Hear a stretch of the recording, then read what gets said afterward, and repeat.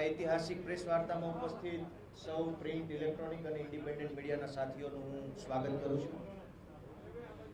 पूज्य राष्ट्रपिता महात्मा गांधी, लोखंडी पुरुष सरदार वल्लभभाई पटेल, रविशंकर महाराज की आ जन्मभूमि और कर्मभूमि में माननीय मुख्यमंत्री श्री अरविंद केजरीवाल जी शब्द पुष्पों स्वागत करूँ छूं। आज ऐतिहासिक दिवस है कि आम आदमी पार्टी एक नवा मुकाम तरफ आगे वधी रही है।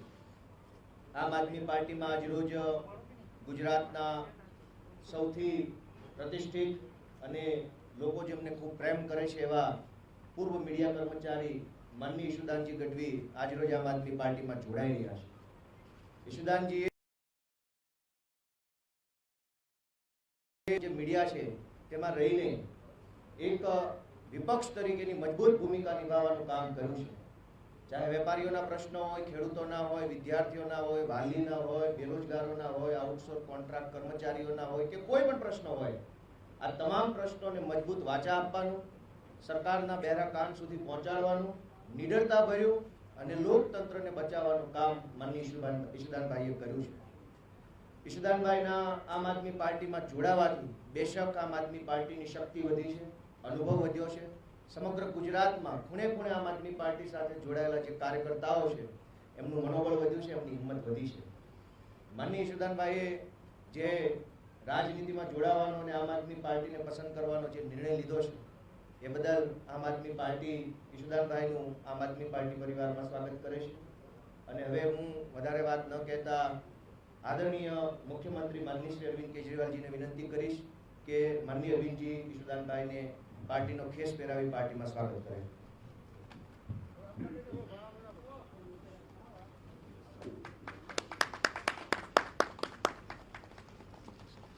स्वागत है आपका। Thank you.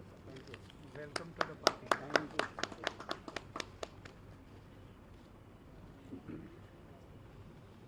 हवे माननीय ईशुदानभाई जी ने हूँ विनंती करीश के तेओ पोतानुं बात रजू करे।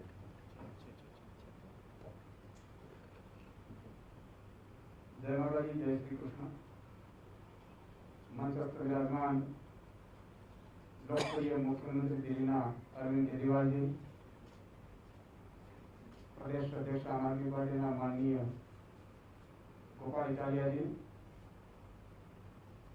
प्रभारी श्री गुलाब सिंह यादव जी, संगठन मंत्री मनोज सोरठिया जी, सौ आम आदमी पार्टी कार्यकरो और पत्रकार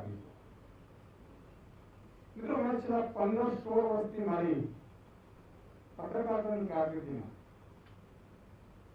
मैं क्यारे लोकोनो अवाज उठावવાનો प्रयास કર્યો પણ ક્યારે હું વિચાર્યું નહોતું કે હું પણ એક દિવસ આ સ્ટેજ ઉપર હોઈશ અથવા તો આવી મારી કોઈ મહેચ્છા નહોતી।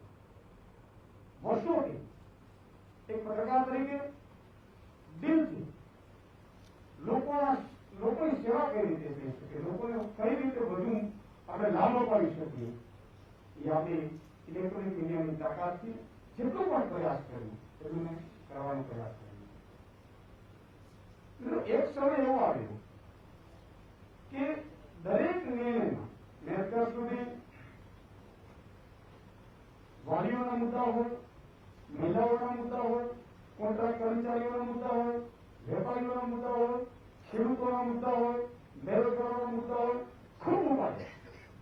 कोशिश करी कि આપણે આમાંથી કંઈક લાભ થાય, પરંતુ કેટલીક સ્થિતિ એવી આવતી હતી કે લોકોની અપેક્ષાઓ વધતી ગઈ।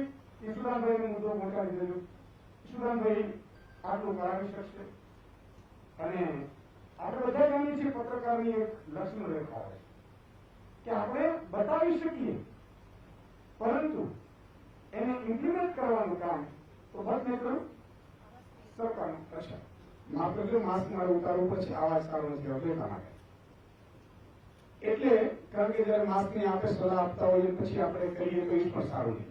વ્યક્તિ હંમેશા જેવો હોય તેવો જ રહેવો જોઈએ। રાજનીતિ હોય, પત્રકાર હોય કે કોઈ અન્ય વ્યવસાયમાં હોય, આપણું ઉદ્દેશ્ય, આપણું લક્ષ્ય સમાજ સેવા હોવું જોઈએ। અને મિત્રો જ્યારે ગુજરાતની જનતાએ અઢળક મને પ્રેમ કર્યો, જનતાનું જેટલું ઋણ ચૂકવું એટલું ઓછું છે, એટલે પછી મેં વિચાર કર્યો કે હવે મારે બમણી મહેનત કરવી પડશે, બમણી મહેનતથી જોડાવવું પડશે. તો અહીંયા તો લક્ષ્મણ રેખા હતી, આપણે સમજીએ પ્રિન્ટ મીડિયા માટે લખીએ કે ઇલેક્ટ્રોનિકમાં બતાવીએ, પણ તો નિર્ણયો, આપણું બંધારણ એવું કહે છે કે નિર્ણયો લેવાની શક્તિ તો રાજનેતાઓમાં જ છે, રાજકારણમાં જ છે. પ્રજાને સુખાકારી આપવાના નિર્ણયો એ હંમેશા એ રાજનીતિ અથવા તો રાજકારણ અથવા તો એક બંધારણ રીતે પદાધિકારીઓ અધિકારીઓ છે એની જવાબદારી છે. ભ્રષ્ટાચાર મુક્ત ગુજરાત બનાવવાની આપણે મુહિમ છે, ખૂબ સહયોગ મળ્યો, પણ અલ્ટિમેટલી વસ્તુ આવીને ત્યાં ઉભી રહેતી હતી કે થતું હતું એટલું થતું હતું, પણ પછી આવાજ નહોતું. અને એટલા માટે મેં આ રાજકારણમાં આવવાનું નક્કી કર્યું. મિત્રો, પહેલા પણ મારો ઉદ્દેશ્ય સમાજ સેવા હતું, આજે પણ છે અને ભવિષ્યમાં પણ છે. હું વારંવાર કહું છું, કઈથી લઈ કઈ નથી જવાનું.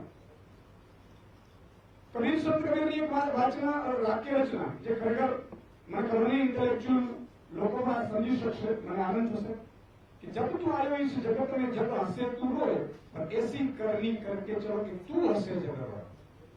જ્યારે સૃષ્ટિ ઉપર આપણે આવીએ છીએ ત્યારે જન્મ થાય છે બાળકનો, તો પેડા વેચાતા હોય પણ જીવ રડતો હોય છે. એવા કામ કરી જઈએ કે જ્યાં એ દુનિયા રોતીઓના આપણે નીકળતા હોઈએ. એટલે વાત આવી આટલી જ હતી કે મારે કંઈક કરવું પડશે.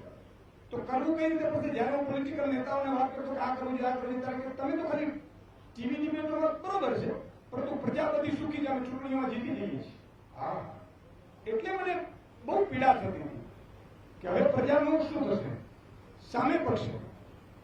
મિત્રો, જયારે હું ઈમાનદારીની વાત કરતો, ઈમાનદારી રાજનીતિની વાત કરતો અને ઈમાનદારી પૂર્વક રાજનીતિ હોવી જોઈએ એની વાત કરતા હોઈએ, ત્યારે સ્વાભાવિક છે કે મારે એ રાજનીતિનો અભિન્ન અંગ બનવું પડે. ગંદકી સાફ કરવા માટે, સિસ્ટમમાં ગંદકી સાફ કરવા માટે આપણે ઉતરવું પડે.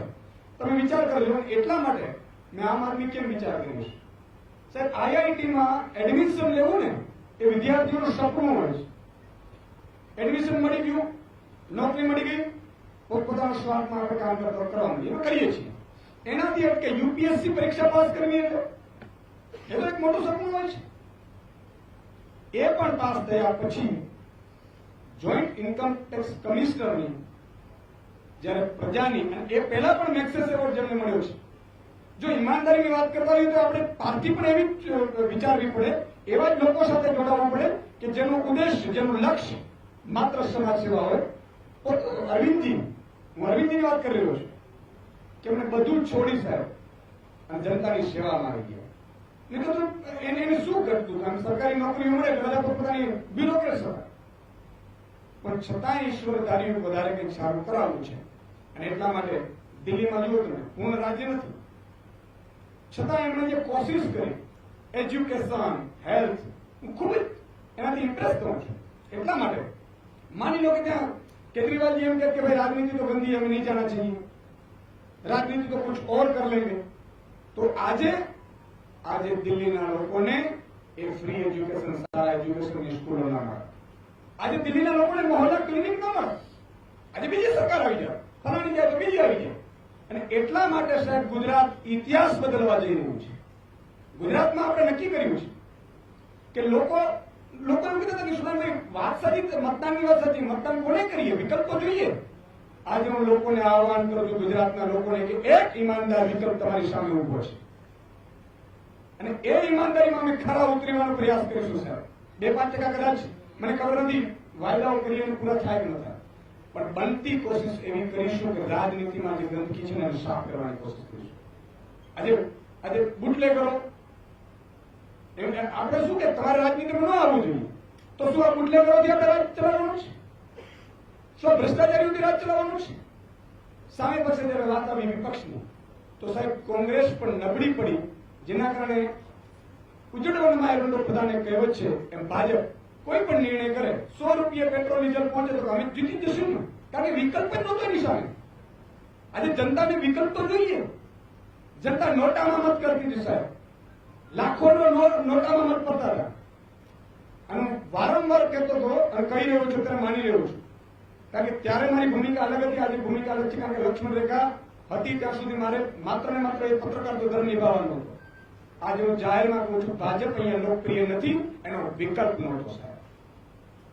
આજે ગુજરાતમાં આજે ઘણા લોકોએ કીધું, મને ખબર છે કે આ યુદ્ધનું મેદાન છે, કોની સાથે લડીએ છીએ એ પણ ખબર છે, પણ શું ડરીને રહેવું? શું આમને આમ થવા દેવું? લૂંટ થવા દેવી? ગુજરાતને આટલો ભ્રષ્ટાચારી ઉતારીને નાનો નાનો નાગરિક છે, એ ટેક્સી ચાલક હોય, રિક્ષા ચાલક હોય, બસ ચાલક હોય, ફીઝને લઈને સાહેબ 25% ફી માફી કરવા માટે ગળા છે સુકાઈ ગયા હતા. તો મારી એટલા માટે અમે નિર્ણય લીધો છે, ગુજરાતની જનતાને આહવાન કરું છું કે આ નિર્ણય સંપૂર્ણ તમારા માટે છે. સ્વાર્થ માટે નિર્ણય હોઈ ન શકે. ન તો મારી અને મેં પણ જે સ્ટેટથી હું છોડીને આવ્યો છું, મને પણ સારી નોકરી હતી, સારો પદ હતું, સારો પ્રતિષ્ઠા હતી, સારી સેલેરી હતી, ઘટતું શું હતું મારા? તોય જનતાની વચ્ચે જવાનું એટલા માટે નક્કી કર્યું સાહેબ કે જનતાની અપેક્ષા એટલી વધી ગઈ હતી. અને હું છેલ્લા 4-5 દિવસમાં ગામડાઓમાં હું 20,000 લોકોને મળ્યો, પ્રયાસ કર્યો મેં. સાહેબ લોકોનો જો પ્રેમ છે, લોકોની જે આશાઓ બંધાણી છે, ઈશ્વરને પ્રાર્થના કરી કે આશાઓ આપણે ખરાબ થઈ. આજે મુદ્દો એ છે, વાત ઈમાનદાર રાજનીતિની છે. અને સૌ યુવાનોનો છેલ્લે આહવાન કરું છું, હું સૌ આમ આદમી પાર્ટીના મિત્રોનો પણ આભાર માનું છું અને દરેક યુવાનને, મહિલાઓને, બહેનોને એ વિનંતી કરવા આવ્યો છું કે આજે તમારો ભાઈ આપણી ભાવિ પેઢી માટે, આપણા ગુજરાત માટે, આપણી ગુજરાતની અસ્મિતા માટે, ભ્રષ્ટાચાર મુક્ત ગુજરાત બનાવવા માટે, ખેડૂતો માટે, વેપારીઓ માટે, મહિલાઓ માટે સાહેબ આ મેદાનમાં ઉતર્યો છું.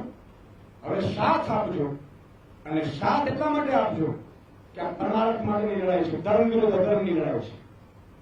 સામે ગમે તેટલે હોય, મહાભારતનું યુદ્ધ થયું તો દુર્યોધનની સાથે ભીષ્મ પિતાથી માંડીને કર્ણથી માંડીને બધા હતા, પણ જીત હંમેશા ધર્મની થાય છે. આજે કૃષ્ણ છે, ગુજરાતની જનતા છે, ભલે મારે અર્જુન બનવું પડે મને વાંધો નથી, પણ અપીલ કરું છું કે એક સાથે સહયોગ આપજો, સાથ આપજો અને તમારી આશાઓ ઉપર ખરા ઉતરવાની પૂરેપૂરી કોશિશ કરીશું. અસ્તુ. Thank you. आभार माननीय यशोदा जी. अब मैं माननीय मुख्यमंत्री महोदय जी से निवेदन करूंगा कि वो अपनी बात रखेंगे.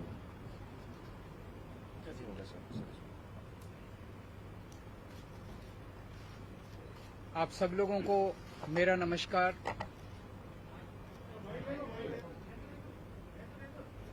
आप सब हेलो आप सबको मेरा नमस्कार.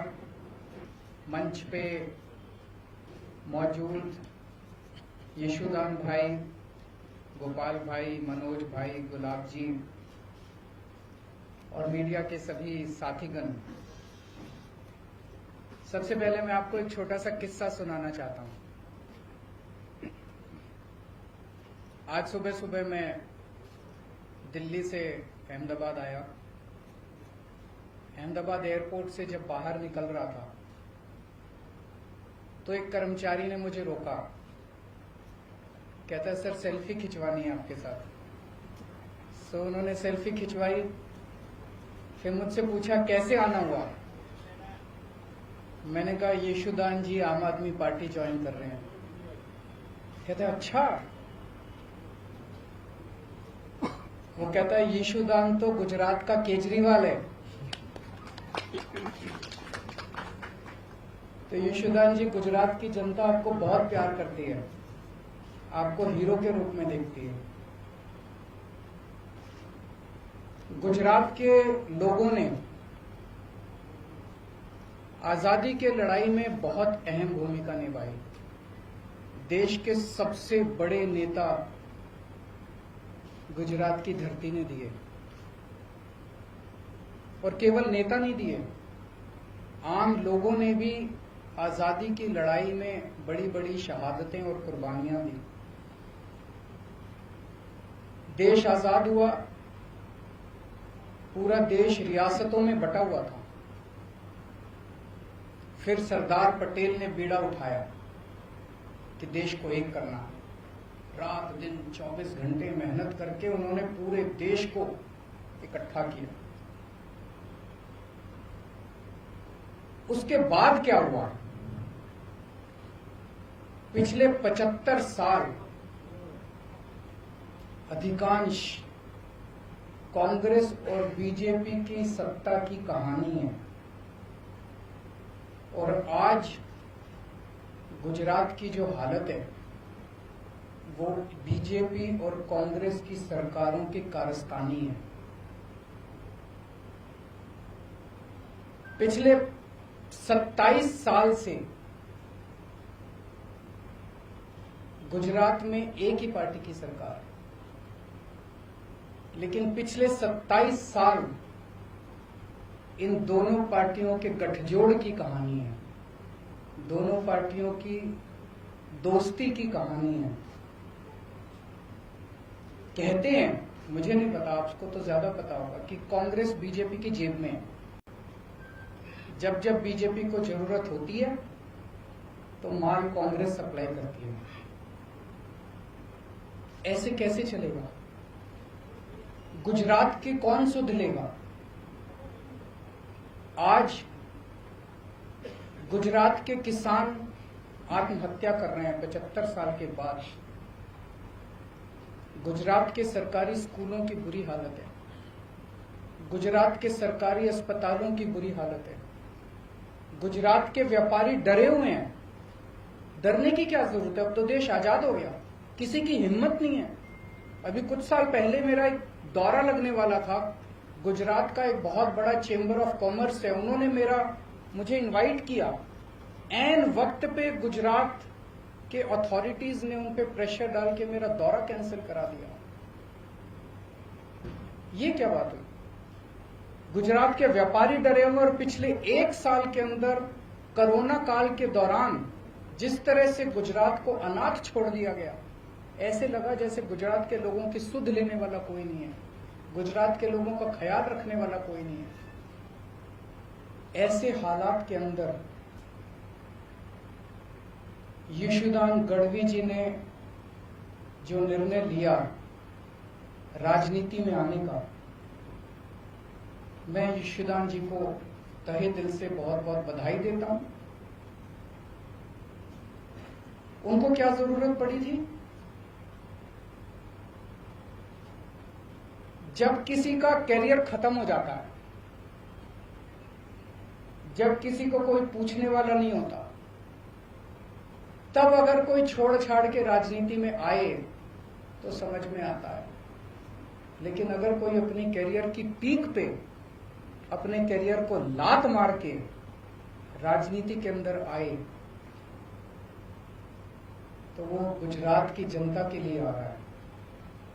पिछले कुछ सालों से यशोदान जी अपने टीवी चैनल के और अपने कार्यक्रम के जरिए एक एक आम गुजराती की आवाज बने हुए थे, उनकी आवाज उठाते थे। लोग उनके साथ अपने आप को रिलेट करते हैं। आज गुजरात का हर व्यक्ति यशोदान जी के साथ रिलेट करता है। लोगों को लगता है कि वो हमारी आवाज उठा रहे हैं, लेकिन सिस्टम के बाहर रह के आवाज उठा के समस्याओं का समाधान करवाने की अपनी एक सीमा है। सिस्टम के बाहर रह के हम नुक्स निकाल सकते हैं, शोर कर सकते हैं, आंदोलन कर सकते हैं, टीवी के ऊपर आवाज उठा सकते हैं, डिबेट कर सकते हैं, न्यूज में दिखा सकते हैं। लेकिन अगर सामने वाली सारी पार्टियां मिली हुई हों और उनको सुनने की जरूरत ही नहीं है, अगर सामने वाली पार्टियां कहे जो करना है कर लो, हमें तो कोई परवाह नहीं है, तुम जितनी आवाज उठानी है उठा लो, हमें तो कोई परवाह नहीं है, चुनाव का नतीजा तो पता ही है, हमें तो जीतना ही है, तो फिर क्या करेगा कोई आदमी? तो इन्होंने तय किया कि अब सिस्टम के अंदर जाके, कीचड़ के अंदर उतर के कीचड़ को साफ करना पड़ेगा। मैं समझता हूं कि ये इनका बहुत बड़ा त्याग है। ये छोटी बात नहीं है कि अपने कैरियर के पीक के ऊपर, कैरियर के टॉप के ऊपर जब कोई आदमी बैठा और वो अपनी कैरियर को लात मार के अगर वो राजनीति में आया है, तो मैं समझता हूं कि उन्होंने बहुत बड़ा त्याग किया है। मैं इनको बहुत बहुत बधाई देना चाहता हूं, इनके त्याग को सलाम करता हूं। और मैं समझता हूं कि जो आम गुजराती आज विकल्पहीन हो गया था, उसे लगता था कि विकल्प ही नहीं बचा गुजरात की राजनीति के अंदर, ये दोनों तो एक ही हैं, इनको वोट देना है, इनको वोट देना है, कोई फर्क नहीं पड़ता है, एक ही हैं ये दोनों। आज उनको एक सार्थक विकल्प मिला है। गुजरात के अंदर बैठा हुआ भी हर आदमी देख रहा है कि अगर दिल्ली के अंदर बिजली मुफ्त हो सकती है, 24 घंटे बिजली हो सकती है, तो गुजरात के अंदर बिजली इतनी महंगी क्यों है? गुजरात के अंदर बैठा हुआ आदमी देख रहा है कि अगर दिल्ली के अस्पताल 5 साल के अंदर इतने अच्छे हो सकते हैं, दिल्ली के स्कूल 5 साल के अंदर इतने अच्छे हो सकते हैं, तो 70 साल के अंदर गुजरात के स्कूल और अस्पताल अच्छे क्यों नहीं हुए? अब होंगे, अब बदलेगा गुजरात। अब यशोदान भाई ने जो बीड़ा उठाया है, मैं भगवान से प्रार्थना करता हूं, आज हम सब लोग मंदिर में बैठे हुए हैं, पवित्र स्थान पे बैठे हुए हैं, मैं भगवान से प्रार्थना करता हूं कि जो सपना, गुजरात के लोगों का सपना पूरा करने का जो यशोदान भाई ने संकल्प उठाया है, वो यशोदान भाई, गोपाल इटालिया जी, मनोज भाई, इनकी पूरी टीम गुजरात के 6 करोड़ लोगों के साथ मिलके, अब सब मिलके गुजरात को बदलेंगे। बहुत बहुत शुक्रिया।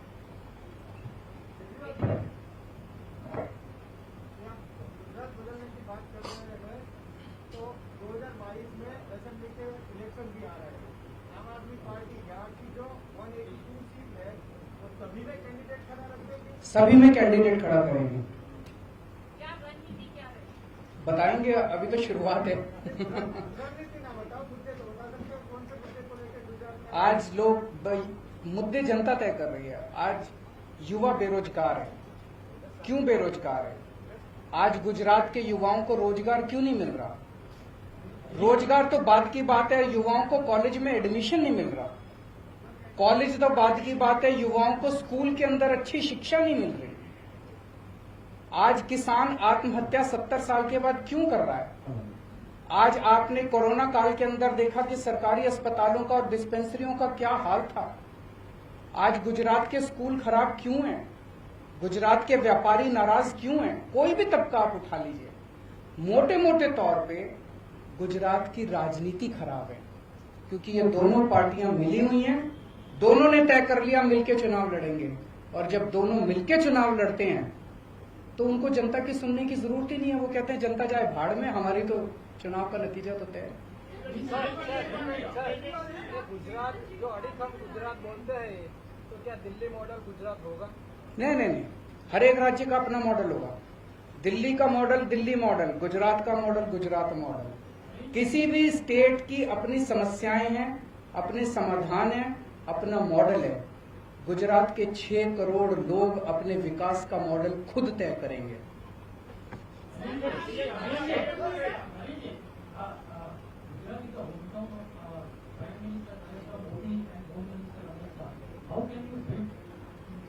How can you? देखिए, मैं किसी इस वक्त नेता या उसके किसी का खिलाफत करने के लिए यहाँ नहीं आया। मैंने जनता के मुद्दों की बात की है। उन जनता, क्या आप मानते हैं कि आज गुजरात के युवा बेरोजगार हैं? आप मानते हैं? क्या आप मानते हैं कि अस्पतालों को सुधारने की जरूरत है? आप मानते हैं? क्या आप मानते हैं कि किसान आत्महत्या कर रहे हैं? आप मानते हैं? हमारी राजनीति जनता के मुद्दों से जुड़ी हुई है। हम किसी नेता के खिलाफ नहीं है, हम किसी पार्टी के खिलाफ नहीं है, हम जनता के विकास के लिए काम कर रहे हैं, हम भ्रष्टाचार के खिलाफ हैं। अभी गुजरात में जो आपकी पार्टी के साथ 2 मुद्दे थे, 2022 का इलेक्शन आप किसके चेहरे पर लड़ेंगे? जनता के चेहरे पर लड़ेंगे। जनता तय करेगी, जनता हमारा चेहरा है। दिल्ली के 2 करोड़ लोगों ने मिलकर राजनीति बदली है, केजरीवाल ने राजनीति नहीं बदली। केजरीवाल तो छोटा सा आदमी है, मेरी कोई औकात नहीं है। 6-7 साल पहले तक केजरीवाल को कोई नहीं जानता था। दिल्ली के 2 करोड़ लोगों ने मिलकर तय किया कि अब इन दोनों पार्टियों को हराना और इस छोटी सी आम आदमी पार्टी को वोट देना। जनता ने आम आदमी पार्टी को वोट दिया और जनता ने राजनीति बदली। गुजरात के 6 करोड़ लोग अभी तक मजबूर थे, उनके पास विकल्प नहीं था। गुजरात के लोगों को तय करना है अब कि हमें राजनीति बदलनी है कि नहीं बदलनी। Thank you, thank you, thank you.